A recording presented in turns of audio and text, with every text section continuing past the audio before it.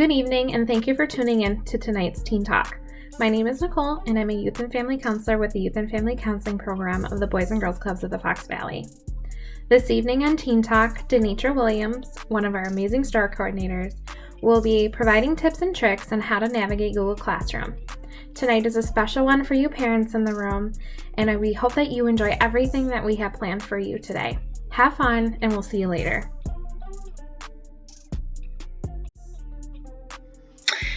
Hello parents, thank you so much for joining me for this quick tutorial on the Parent's Guide to Google Classroom. So you may be wondering, what exactly is Google Classroom? Well, think of it this way. Google Classroom is your child's digital link to learning. Teachers also use it to communicate with parents as well as share assignments, homework, newsletters, and so much more with your kiddos. You may be wondering, how do you get started? Connect with your child to find out what their login information is. They will have a secure login as well as a private password that's unique just to them. If you're unable to connect with your child, you can also reach out to your child's teacher to get that information, and they can email it to you.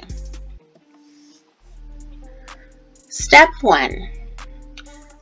Click on your Google Chrome browser. Step 2.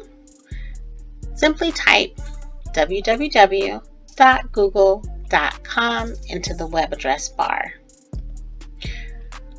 From there, you will be prompted to sign in. Please remember you are signing in with your child's school email account, not your personal one.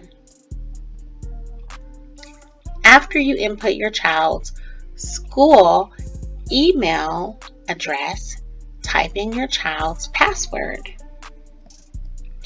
Once you type in your password, you'll begin to see that you are signed in to Google Apps for Education. That is important to note. At that point, feel free to click on the 9 squares just above to access all your child's information. You'll begin to see some of those Google icons that you'll recognize. Some you may not, but let's talk about a few of them quickly. To navigate through Classroom, simply go back to that waffle and click on Google Classroom. Once you're in Google Classroom, you'll begin to click on whatever interests you. Once you're in the classroom that you wish to explore, you may notice that the top says number 1 is third hour science, but the below says it's the menu of classes. That information will change from class to class. For example, up top, you might also notice that number 4 indicates the term classwork, but the below indicates assignments.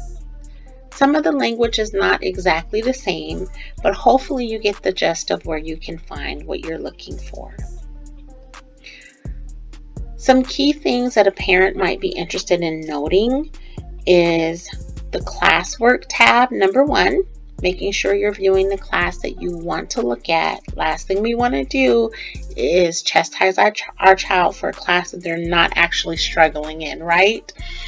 Another section that you might notice as a parent that might be of interest to you is when things are due.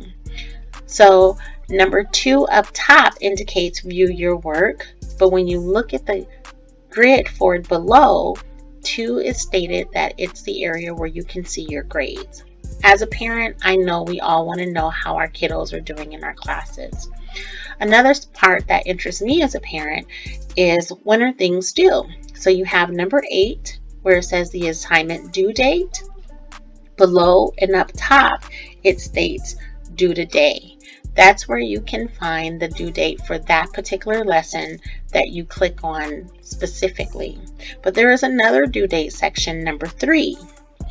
Below it says see due dates. Up top, it points you in the direction of the Google Calendar. Please feel free to explore all these areas at your leisure. Pause, rewind as you see fit to find out how to find the things that you want to find as a parent. So what I like about Google Classroom is that it's available anywhere, anytime. So if you are not home and you want to see how your kiddo's doing in your absence, feel free to log on your desktop. Let's say you're on the couch and you don't want to go upstairs and see what your student's up to.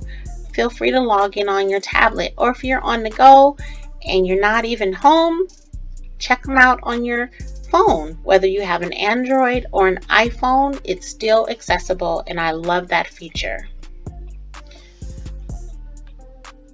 Of course, kids will try to tell their parents, "Oh, I can't get my homework done, Mom or Dad, because my Chromebook is dead." Guess what, parents? Not necessarily true.